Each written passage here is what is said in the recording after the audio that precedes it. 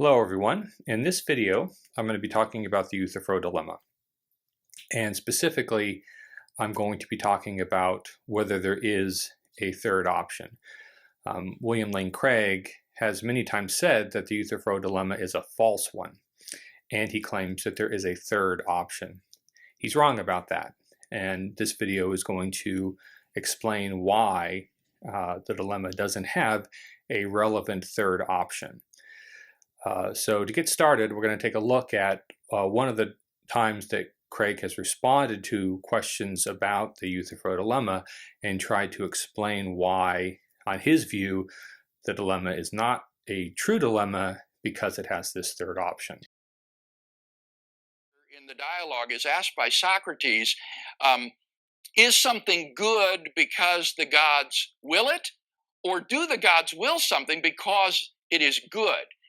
And this is supposed to be a dilemma for anyone who wants to base morality or objective moral values and duties in God. And what I want to suggest is that this is a false dilemma.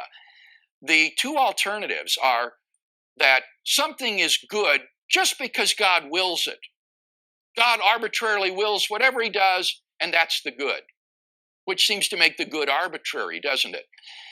The other view is that no, there's a good existing independently of God, and God wills in accordance with the good, so that he follows what the good dictates. Now, when you think about it, this isn't a true dilemma because those aren't contradictories. They don't have the form P or not P. They're not mutually exclusive. There's a third alternative, and that is that God wills something because he is the good. That is to say, his will follows or flows out of as an expression of his own nature, and therefore it's not arbitrary because it reflects the essential nature or properties of God, but neither is the good something independently of God, existing independently of God, to which God is subservient. Rather, God is himself the good. He is the paradigm of goodness. So the answer to the Euthyphro Dilemma is that God wills something because he is good. Moral values are grounded in God himself, and God's commandments are reflections or expressions of that moral nature to us, and therefore not arbitrary. So according to William Lane Craig, the Euthyphro Dilemma is a false one because there is a third option which is not susceptible to the kinds of worries that arise for the other two. On his view, because of this third option, theists who believe that moral value is grounded in God need not worry about the dilemma that purports to show that moral value is either independent of God or else arbitrary. Again, Craig is wrong about this, and in this video I'm going to explain why. To do this, I will explain how the Euthyphro Dilemma works, explain why it's a dilemma, and this will help us to see that Craig's answer to the Euthyphro question is not a third option after all. Let's start by considering how the Euthyphro Dilemma is supposed to work, and let's use as our example the version of the dilemma that Craig discusses. Craig describes the dilemma by stating a question, namely, does God will something because it is good, or is something good because God wills it? This question is a version of the Euthyphro question. The question provides two options. The options are A, God wills something because it is good, and B, something is good because God wills it. We need to understand why the choice between these two options is supposed to be a dilemma. But first, we need to make sure that we understand the options. And in this connection, there is something that is very important to notice. And what I mean is that the word because is ambiguous across these two options. This is one of the most important points when it comes to understanding the Euthyphro Dilemma. Because is not univocal in A and B. The word because in option A indicates motives or normative reasons, while in option B it indicates a making or in virtue of relation. To get clear on this distinction, notice that the two options are accounts of distinct phenomena. Or to put it slightly differently, the options are answers to different questions. Option B is an attempt to account for what it is that makes something good. It is an attempt to answer the question, in virtue of what is something good, or what is the feature or features that makes something good. Option A does not attempt to answer that question. Rather, A is a proposed account of why God wills good things. It purports to answer the question, for what reason does God will good things? So we can eliminate this ambiguity between these two options by reformulating them with this distinction in mind. So, reformulated, the options become the following. A is the reason that God wills something is that it is good, and B is something is good in virtue of the fact that God wills it. So let's talk a little bit about this in virtue of relation and also about reasons. The word reason in option A can mean either motivating reason, or in other words, motive, or normative reason. I'll return to this distinction later, but for now, for our purposes right now, we can simply acknowledge this ambiguity in A without having to resolve it. The in virtue of relation in B is a making relation. B says that what makes something good is the fact that God wills it. Return now to the point about these options being answers to different questions. A purports to answer the question, why does God will good things? Or for what reason does God will good things? And A is therefore not an answer to the same question that B is trying to answer. B is an attempt to account for what it is that makes something good. Because of this, option A can be combined with any number of views about what makes something good. When you take option A, you are not thereby committing yourself to any particular answer to the question, what makes something good? Similarly, if you take option B, you are not committing yourself to any particular answer to the question, why does God will good things? Another important thing to be aware of is that there are different ways of stating the Euthyphro dilemma because there are different views that the dilemma applies to. The dilemma is supposed to be a problem for any view according to which moral value or some subset of moral value is dependent on some activity, attitude, or aspect of God or of any divine being or beings. But there are different kinds of attitudes, activities, and aspects that we can talk about here.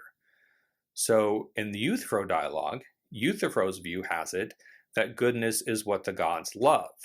A divine command theory of deontic moral value has it that to be morally obligatory is to be commanded by God. On other views, to be morally right might be to be willed by God. So what I'm pointing out here is that different views about the dependence of moral value on God will point to different activities or attitudes of God that are operative in the theory. And so depending on the particulars of the theory, the Euthyphro question will be articulated differently. So here are some versions of the Euthyphro question. Does God love the good because it is good? Or is it good because God loves it?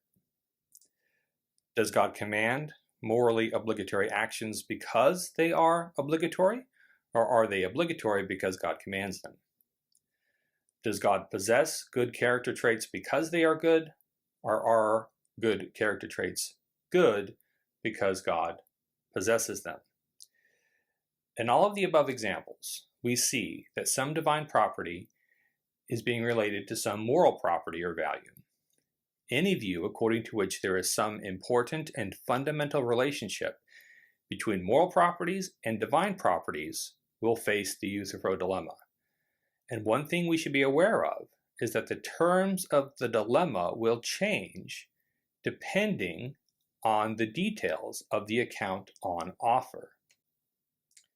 I want to offer a general schema for the kinds of views to which the Euthyphro dilemma applies, and therefore a general formula for the Euthyphro question.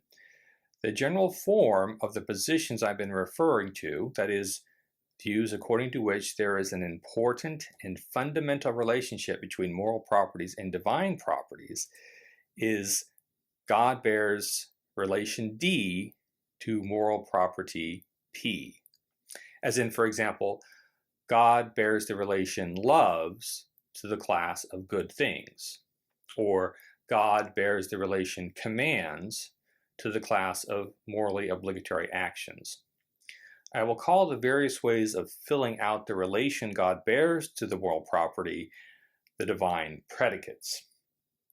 Examples of divine predicates include God loves X, God wills X, God commands X, and God possesses X as a character trait.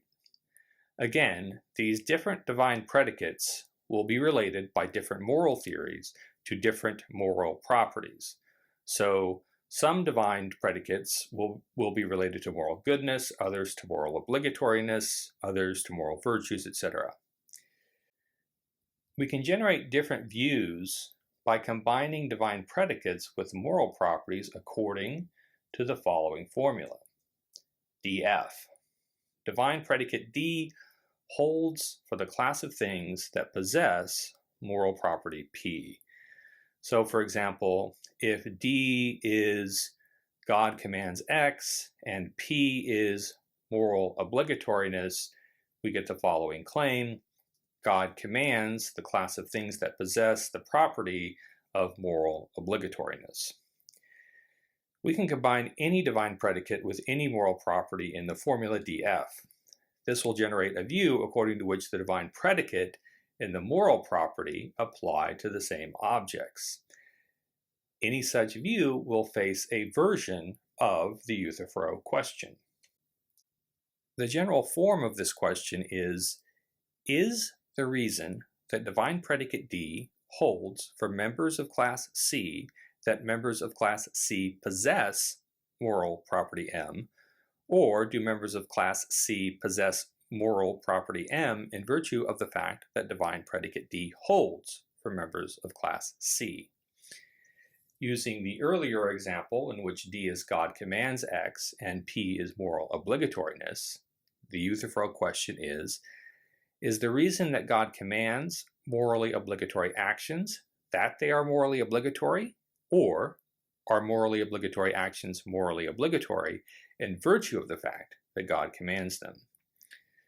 The options in the Euthyphro dilemma are generated by turning the Euthyphro question into a statement. The options are the two disjuncts of the statement. The general form of these options will be as follows. Option 1, the reason that divine predicate D holds for members of class C is that members of class C possess moral property M. Option 2, members of class C possess moral property M in virtue of the fact that divine predicate D holds for members of class C. Notice that the first option has it that the divine predicate holds because of the moral value of things, and the second option has it that things have the moral value that they have in virtue of the divine predicate's holding. For the sake of simplicity, I'll call the first options the realist options, since they suggest that moral value is something real that exists prior to and independent of the particular divine action or attitude. And I'll call the second set of options the voluntarist options, since moral theories that attempt to ground morality in the attitudes and activities of the divine have traditionally been called varieties of theological voluntarism. We will continue to focus our attention on the version of the question that Craig uses in the clip. In other words, is something good because God wills it, or does God will it because it is good? But note that what I say about this question in the version of the Euthyphro problem that arises for it applies equally to any of the voluntarist options. So Craig says that this is not a true dilemma because the two options are not contradictories and that there is a third option. He is correct that these two options are not the only options. More on that later. But he is wrong that the dilemma works in virtue of being a choice between a statement and its opposite. The point of the dilemma is not that the two options are the only logically possible options and that both options are bad. Rather, the point of the dilemma is that it seems that a theist must take one of the two options. The two options are mutually exclusive, and both are problematic from a theistic standpoint.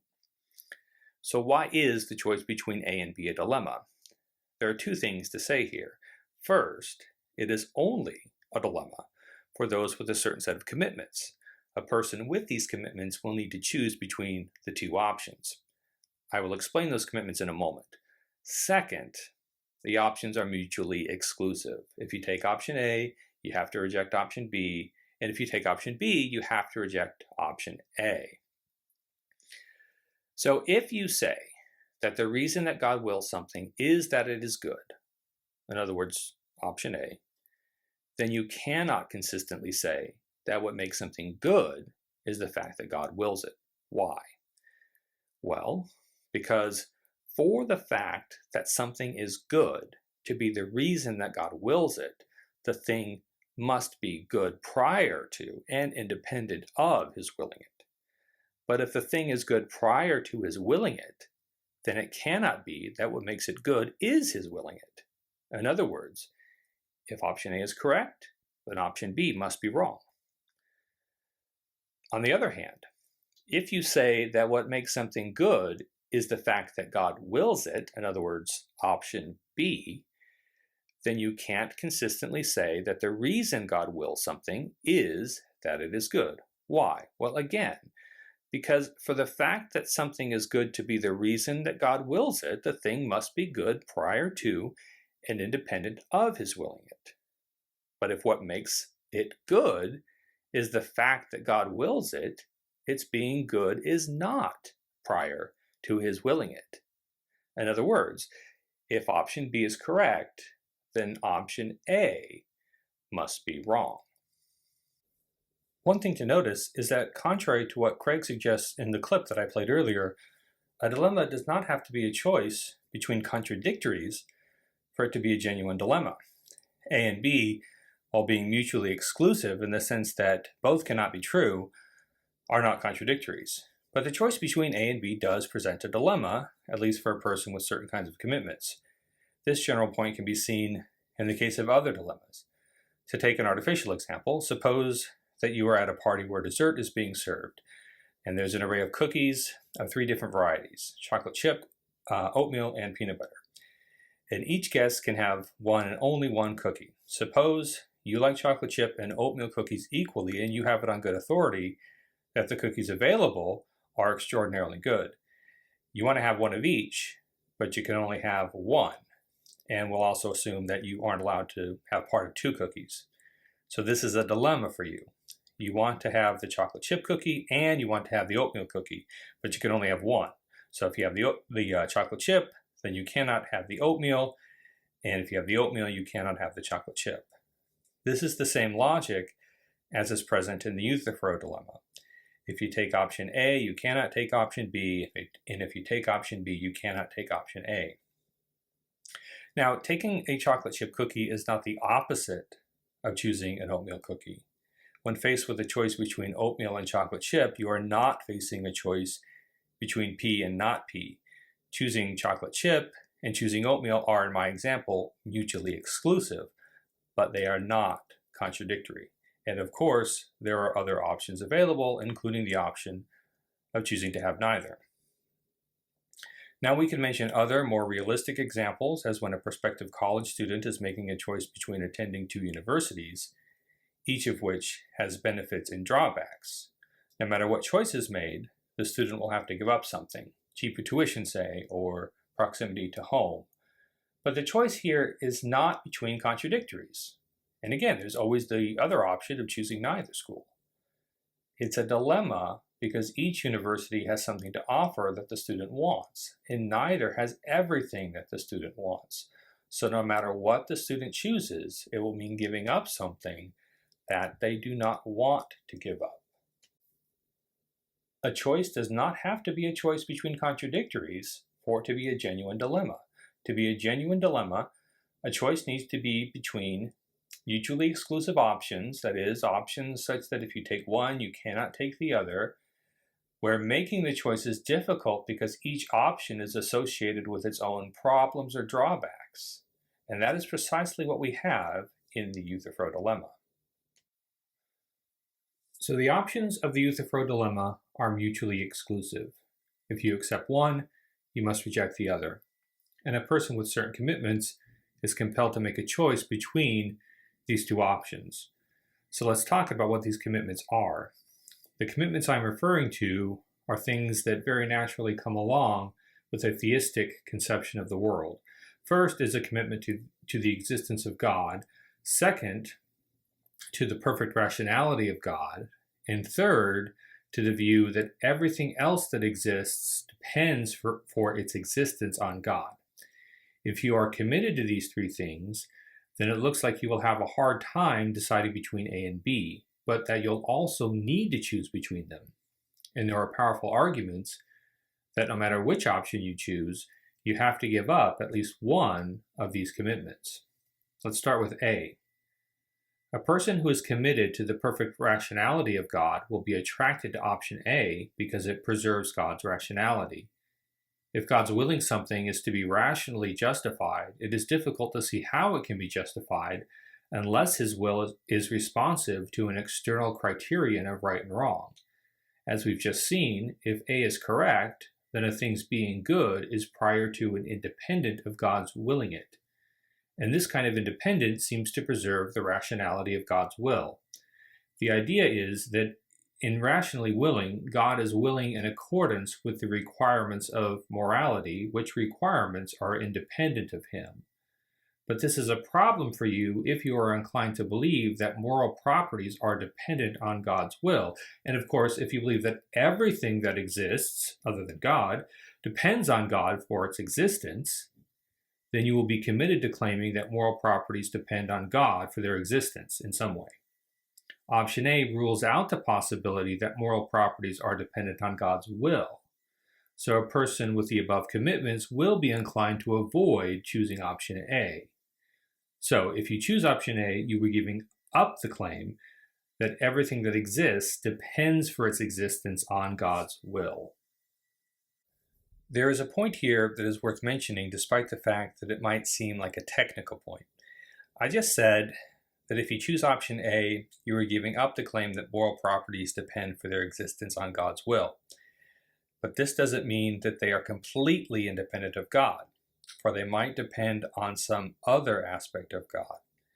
What is true and relevant about the first option is that if you choose that option for every possible divine predicate, then you are giving up the claim that morality depends for its existence on God. But there are many different ways that morality can depend on God, and you can accept option 1 for some divine predicates while rejecting it for others. In the context of Craig's version of the dilemma, we can say that if you take option A, then you are giving up the claim that goodness is dependent on God's will. But this doesn't mean that you are giving up on the claim that goodness is dependent on God. Why? Because it might depend on some other aspect or activity of God.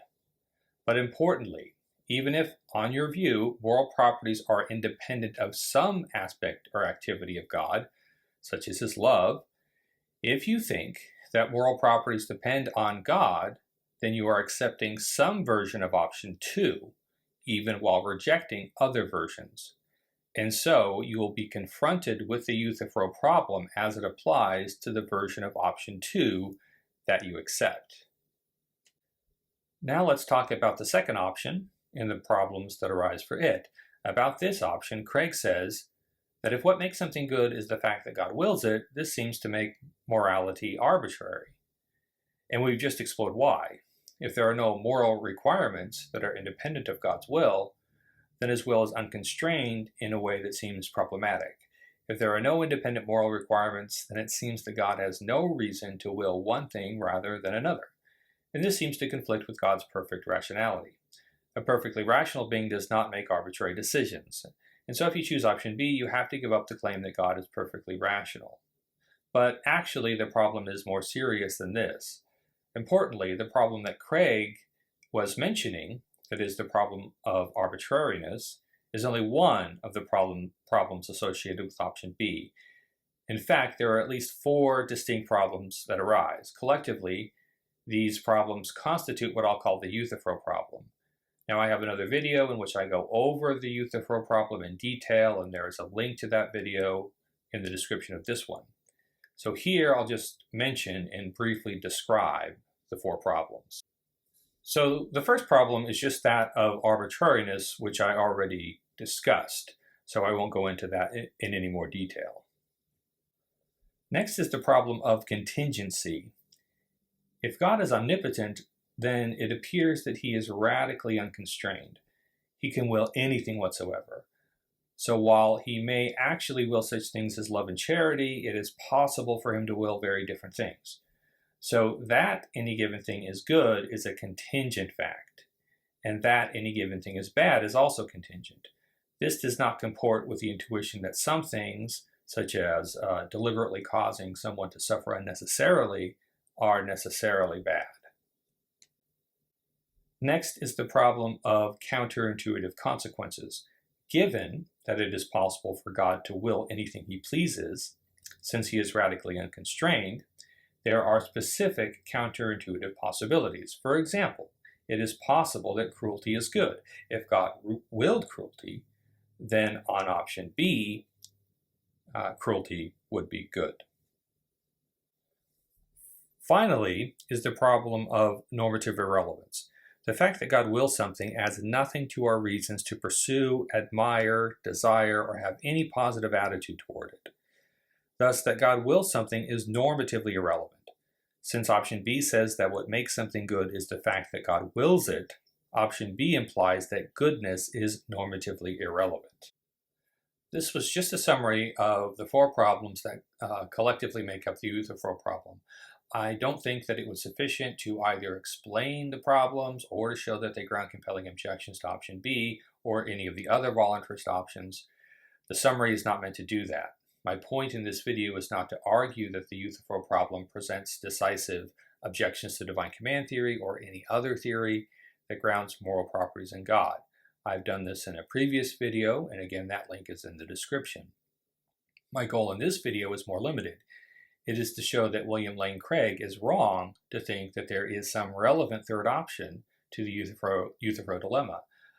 Again, if you'd like more detail about the problem, the Euthyphro problem, and the objections that they ground to divine command theory, then please watch that other video.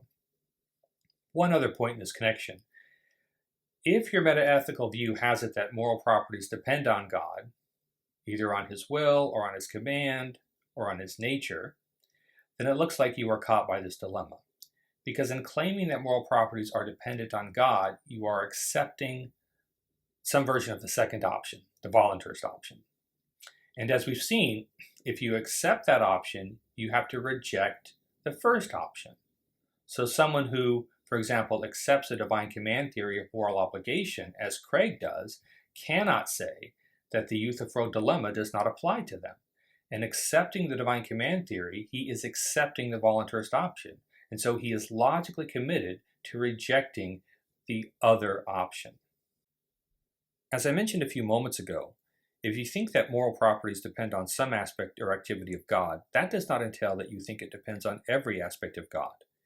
If, on your view, some moral property depends on God's commands, then that property will be independent of God's love. And if some moral property depends on God's nature, then the property will be independent of God's will. What this entails is that you can have a view according to which moral properties depend on God, and at the same time, these properties will be independent of some other aspects of God.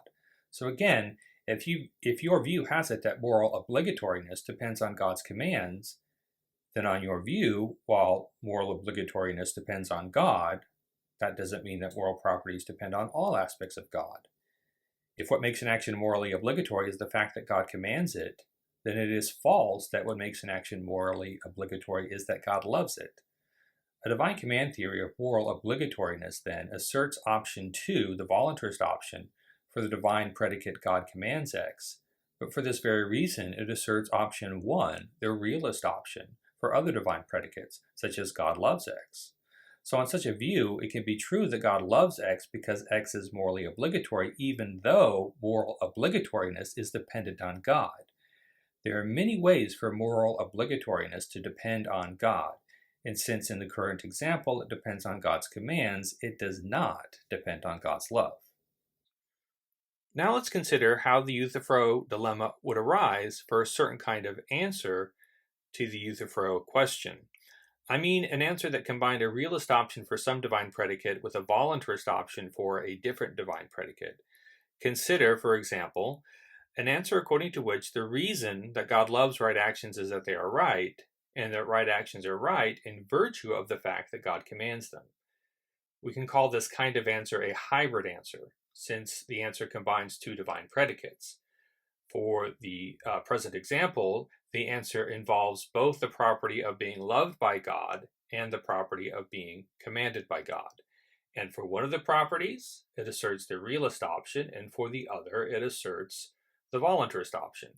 So this might appear to resolve the problem posed by the Euthyphro dilemma. By accepting the voluntarist option for the property of being commanded by God, it avoids having to say that the moral property of being right is independent of God. And by asserting the realist option for the property of being loved by God, it avoids having to say that God's decisions are arbitrary. Unfortunately, this in no way resolves the dilemma. The point of the Euthyphro dilemma is that if you assert the voluntarist option for some divine predicate, then you must reject the realist option for this same divine predicate. And if you assert the realist option for some divine predicate, you must reject the voluntarist option for the same divine predicate. So in my example, since this hybrid answer says that actions are right in virtue of the fact that God commands them, this view is committed to saying that it is false that the reason that God commands actions is that they are right. Similarly, since the answer says that the reason that God loves right actions is that they are right, it is committed to rejecting the view that right actions are right in virtue of the fact that God loves them. So that hybrid kind of response has preserved the dependence of moral rightness on God by accepting the voluntarist option for the property of being commanded by God. But then, just because of this, the view is saddled with the problems associated with the voluntarist option.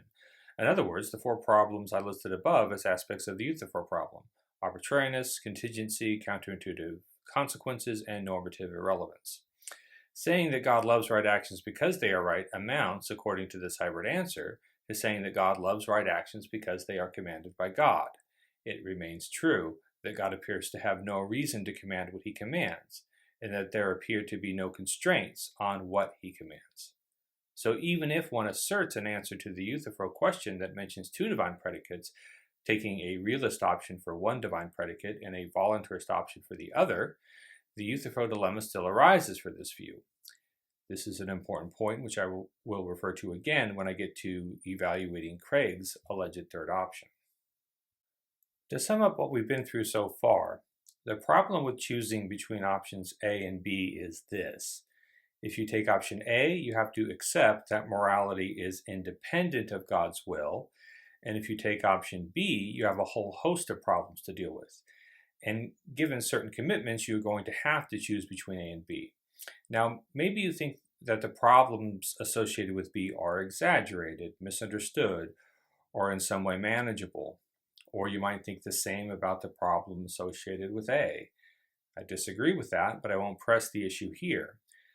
The point I want to make now is that this is not what Craig says. This is not how he deals with the dilemma. He doesn't say that the problems associated with B can be dismissed, nor does he say this about the problem associated with A. Rather, he says that the dilemma is a false one because there is a third option, which means some other option than A or B. So let's get back to Craig's supposed third option. He says that the third option is C, God wills something because he is the good. Before I explain why C is not a genuine third option, it is important to say that Craig is correct that A and B are not the only possible options. That is, it is perfectly acceptable to answer the Euthyphro question by saying that neither A nor B is true. If we think that there is no God, we can, for example, say that it is not the case that God wills something because it is good, since God doesn't exist, and that what makes something good is something other than that God wills it, namely that it maximizes utility. If this is the right answer, then A and B are both false, so A and B cannot be the only options. Now, the option I just mentioned involved denying the existence of God, but even if one is a theist, it is still possible to assert an answer other than A and B.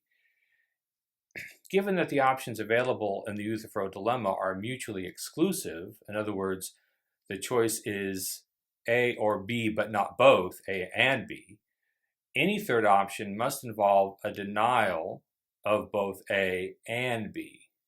That is, a genuine third option must claim both that the reason that God wills something is other than that it is good, and that something is good in virtue of something other than that God wills it. And this is a very important point. A genuine third option to the Euthyphro Dilemma is going to deny both A and B. So here's an example of such a genuine third option. D, God wills good things because they make him happy, and what makes things good is that they maximize utility. D is a third option because in saying that God wills things because they make him happy, it is denying option A, and in saying that what makes things good is that they maximize utility, it is denying option B. And D isn't the only alternative. Consider also this. E, God wills good things because they make humans happy, and what makes things good is that they are chosen in accordance with the categorical imperative. There are an indefinite number of other logically possible options, but is the fact that there are other such options relevant to the Euthyphro Dilemma? No, not at all. The dilemma is supposed to arise for those who have a certain view of the connection between God and morality. Note that Socrates poses the dilemma in the context of a dialogue in which Euthyphro claims that the pious is the God beloved. The Euthyphro Dilemma does not arise for everyone. It arises precisely for people who have the commitments I mentioned earlier. Someone who believes in God, believes that God is fully rational, and believes that morality is connected to God in some special way will find the choice between A and B problematic. Such a person will want to deny that morality is independent of God, and thus deny A, or deny all versions of option 1. But will also want to avoid having to accept B because of the problems associated with it. But because such a person will want to accept B because it allows that morality is dependent on God, they will have to deny the alternatives I mentioned just now, that is D and E, since both D and E imply that B is false. So for that reason, neither D nor E is a relevant option for those with the commitments I mentioned earlier, particularly with respect to the view that everything that exists other than God depends for its existence on God. In order for an option to be a genuine third option, it must involve a denial of B, in other words, the voluntarist option. But a person who thinks that there is a deep connection between moral properties and God will be reluctant, to say the least, to reject the voluntarist option. Again, the dilemma is a dilemma only for those who have the kinds of commitments I mentioned above. And when I say that there is no relevant third option, I mean that there is no such option for a person with those commitments. But even though A and B are not the only options, Craig's option is not a genuine third option. To be a genuine third option, it must say that both A and B are false.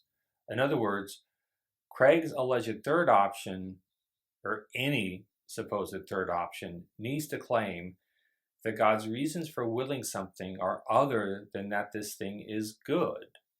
That's the denial of A.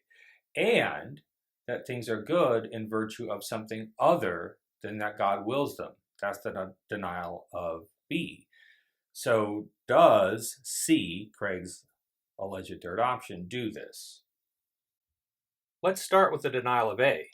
Does C claim that God wills something for reasons other than that it is good? Well, what does C tell us about God's reasons?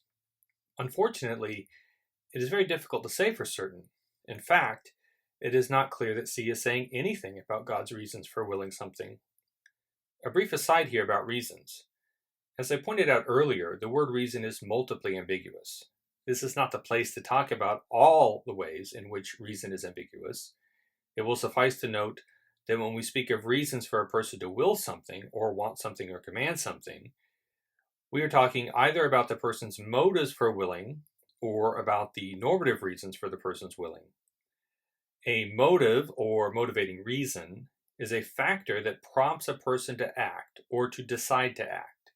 It is part of an explanation of why a person acted as he or she did. A normative reason, on the other hand, is a factor that counts in favor of a choice or action.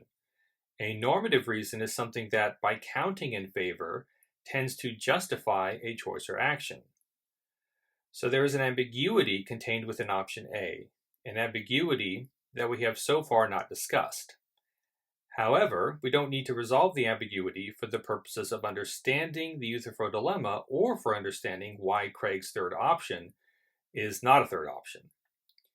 What matters is just that we understand that the reasons referred to in option A are either motives or normative reasons. So C says that God wills something because he is the good. What does it mean to say that God is the good? According to Craig, to say that God is the good is to say that God is the paradigm of goodness. The Euthyphro question is asking whether God's reason for willing something is that it is good, or something is good in virtue of the fact that God wills it. What does he say about this? What does he say in response to this? Well, it isn't clear. And it isn't clear because it isn't clear how to interpret the word because in C. But let's suppose that the word because here is indicating God's reasons, either motivating or normative, for willing something. So if C is talking about God's reasons for willing something, then on Craig's account of what C says, namely that God is the paradigm of goodness, then to say that God wills something because he is the good means that God wills something because he is the paradigm of goodness. It is not obvious what this amounts to. What would it be for God to will something for the reason that God is the paradigm of goodness? How is the fact that God is the paradigm of goodness supposed to be a motive for God to will something? How is it supposed to be a normative reason for God to will something? It is obscure how either of these things can be the case. I think that a natural way to read C is that it isn't saying anything about God's reasons, but is instead telling us something about God's nature, and is therefore providing a kind of background context for understanding any of God's actions. When we offer an explanation of a person's behavior which cites some aspect of that person's character, we are not thereby offering a full explanation of their behavior, which would involve citing the person's motives, for one thing, but rather stating a background condition that would help to make sense of why this person acted on the particular motives that they acted on. So consider, John promised to give me a ride to the airport, even though he had no intention of doing so, because he is a self-centered jerk. The word because here is not citing John's motives. It is definitely not the case that the fact that John is a self-centered jerk is the factor that prompted him to make the false promise. Presumably, John's motive for making the false promise was that he stood to gain something by making the false promise. I told him, for example, that I would drive him to the airport only if he promised to drive me the next time I needed a ride. His motive in this context was that he wanted to get a ride and believed that making the promise was the best way to do that. The fact that he is a selfish jerk is not his motive. Rather, it is a background condition that helps explain why the factor I just cited motivated John to make the false promise in this context. If that's correct, then C isn't even in the ballpark of being a denial of A. Option A is talking about God's reasons, either motives or normative reasons, for his willing. But it looks as if C is not making a claim about reasons, but is pointing to God's character, which can serve as a background condition for understanding why God acts on the motives he does. Craig, however, claims that the fact that God's commands flow from or reflect his nature means that his commands are not arbitrary. So it looks like Craig would not agree that saying that God is the good is just a matter of talking about a background condition that explains why God acts on the motives he does. Craig is saying that God has reasons for what he commands, and more generally, what he wills, and that these reasons are a matter of reflecting God's nature. It seems to me, then, that when Craig says that God wills something because he is the good, what he means is that God wills something because that thing matches or agrees with or is in accordance with the paradigm provided by God's nature. Since God is the paradigm of goodness, for something to be good just is for it to be in accord with or to reflect God's nature. And something's being in accordance with or reflecting God's nature just is a reason for God to will it, or so Craig says. That's almost certainly what Craig means, and it might even make perfect sense. However, there is a concern that I want to briefly mention. It doesn't seem to make sense to say that the fact that something is in accord with God's nature is a normative reason for God to will it. Consider, it is in accord with the nature of a racist hiring manager to refuse to hire a candidate solely on the basis of her race. But that this racist act is in accord with the manager's nature certainly does not provide him with a normative reason to refuse to hire the candidate. So I am skeptical that we can make sense of the claim which Craig makes, that God's commands are not arbitrary because they flow from or reflect his nature. Perhaps we can say meaningfully that the fact that something accords with God's nature provides God with a motive to will it. But even so, I doubt that the concern about arbitrariness is merely concern about a lack of motives. Consider that a hiring manager that engages in arbitrary discrimination nonetheless has motives for his discrimination. He is motivated to refrain from hiring the candidate because the candidate is, for example, not white. Nonetheless, his refusal to hire the non-white candidate is still a paradigmatic example of arbitrary discrimination. The concern about arbitrariness seems to me to be concerned about whether there are normative reasons for a decision or action, not whether there are motives for it. But let's set this issue aside, because there is a more serious problem lurking here. Even if we can make sense of the idea that the fact that something accords with God's nature is a reason for him to will it, such that his willing it is non-arbitrary, this still would not involve a denial of option A. According to Craig's view, since for something to be good just is for it to be in accord with God's nature, and willing something because it is in accord with God's nature, God would be willing something because it is good. But this is precisely what option A says. So Craig's view doesn't involve a denial of A after all. This is obscured by how Craig states his position, in other words, by saying that God wills something because he is the good. But, and here I'll just repeat what I said earlier, on his view, God's nature is the paradigm of goodness. So, when God wills something because he is the good, he is willing something because it is in accordance with God's nature, and thus God is willing something because it is good. This isn't a consequence that someone interested in devising an alternative to A and B should welcome. As I said earlier, since A and B are mutually exclusive, a third option must involve a denial of both. Craig's view appears to be asserting option A, and therefore, given all that I have said here, his view is committed to a denial of option B. So what about option B? Does Craig's view deny it?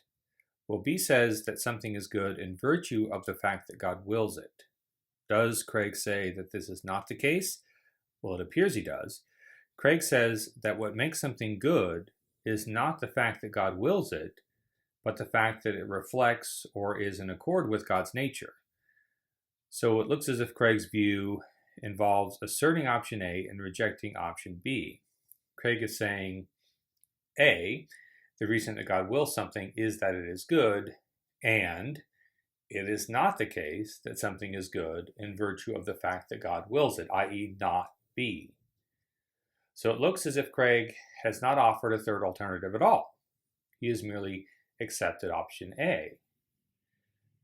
But Craig also wants to claim that there is not an independent standard of goodness that dictates how God should will. He maintains this by claiming that God's nature is the paradigm of goodness. But what does God's nature have to do with the version of the Euthyphro Dilemma that Craig is asking us to consider? Remember that Craig formulated the Euthyphro question as follows. Does God will something because it is good, or is something good because God wills it? In answering this question, Craig mentions God's nature and talks about things being good in virtue of reflecting God's nature. Why is he talking about God's nature being the paradigm of goodness when the question has to do with whether it is God's willing something that makes it good? Something interesting is going on here. On the one hand, we were talking about God's willing something and whether goodness is dependent on God's will. And on the other hand, Craig is talking about things being in accord with God's nature and God's nature as the paradigm of goodness. In other words, two different divine predicates are being discussed here. God wills X, and X is in accord with God's nature. There are different views linking goodness with divine properties in the background of this discussion. On one account, something's being good is connected to God's willing it. On the other account, something's being good is connected with its being in accordance with God's nature. But one account is committed to the realist option of the Euthyphro Dilemma, and the other account is committed to the voluntarist option. So Craig has answered the Euthyphro question with a view that combines divine predicates. On Craig's view, which he calls the third option, the reason that God wills something is that it is good, and something is good in virtue of the fact that it accords with God's nature. As I mentioned earlier, a response to the Euthyphro question that selects option 1 for one divine predicate, but option 2 for another divine predicate, does not resolve the Euthyphro dilemma. I also said that if you think that moral properties depend on some aspect or activity of God, that does not entail that you think they depend on every aspect of God.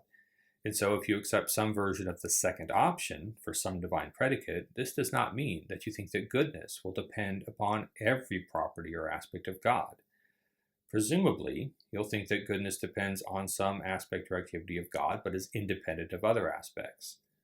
Craig is claiming that goodness depends on God's nature, but then for this reason, his view implies that goodness is not dependent on God's will. I want to be as clear as I can about this point. On Craig's view, goodness is grounded in God's nature. What makes it the case that something is good is that it reflects God's nature. So then it is not God's will that is the ground of goodness. God's will follows or flows out of as an expression of his own nature, Craig says. But then it is the divine nature that is primary, and God's will depends on his nature. So his will flows out of his nature, and goodness is dependent on his nature in the sense that for something to be good just is for it to fit or be in accord with God's nature. It is in this sense that I'm saying that on Craig's view, goodness does not depend on God's will. Since Craig's answer to the Euthyphro question combines divine predicates, he actually faces two versions of the question. So one version of the question is the reason that God wills something that it is good, or something good in virtue of the fact that God wills it? The other version of the question is the reason that something accords with God's nature that it is good, or something good in virtue of the fact that it accords with God's nature? Craig's view involves combining the realist option of the first question, the reason that God wills something is that it is good, with the voluntarist option of the second question, something is good in virtue of the fact that it accords with God's nature. But because he takes the realist option for the first question, he is committed to rejecting the voluntarist option for that question. So he is rejecting the claim that something is good in virtue of the fact that God wills it. And this is more important, since he is taking the voluntarist option for the second question, something is good in virtue of the fact that it accords with God's nature, he is rejecting the corresponding realist option, which would be the reason that something accords with God's nature is that it is good. But since he is rejecting this realist option and accepting the voluntarist one, he is saddled with the Euthyphro problem for the voluntarist option. In other words, because Craig says that something is good in virtue of the fact that it is in accord with God's nature, then he will have to say that it is false, that the reason something is in accord with God's nature is that it is good. And then he will have to deal with the fact that it therefore appears to be an arbitrary fact that anything is in accord with God's nature. This is so no matter what he says about God's willing. Again, you do not escape the Euthyphro problem by combining a voluntarist option with respect to one divine predicate, such as being in accord with God's nature, with a realist option with respect to a different divine predicate, such as God's willing something. I mentioned arbitrariness just now, but all of the aspects of the Euthyphro problem arise for Craig's view, so let's go through them. Since the fact that something is good is not the reason that it is in accord with God's nature, it appears arbitrary that things are in accord with God's nature. So this is the arbitrariness problem. There do not appear to be any constraints on what can be part of God's nature. So it is possible for God's nature to be other than it actually is. But then, even if God actually is by nature loving and kind, his nature could have been otherwise. So being loving and kind are only contingently good. Indeed, all good things are only contingently good, since God's nature could have been other than it is. So this is the contingency problem. It is possible that God is cruel, sadistic, dishonest, etc. And if something is good in virtue of the fact that it accords with God's nature, it is possible that cruelty, sadism, and dishonesty are good. This is the problem of counterintuitive consequences. Finally, the fact that something accords with God's nature is normatively irrelevant. Imagine that there is a deity that has negative characteristics as part of his nature, things like hatred and cruelty. The fact that hatred is in accord with this deity's nature does not give us any reason to like, pursue, or praise hatred. Indeed, the facts about this deity's nature don't give us any reasons at all. More generally, the fact that something is in accord with some being's nature does not give us any reason to have any attitude toward that thing. So, that something is in accord with God's nature gives us no reason to have any attitude towards it. So this fact is normatively impotent. Again, this was just a quick summary of the four aspects of the Euthyphro problem as they apply to Craig's view. My point here is that these problems remain for Craig.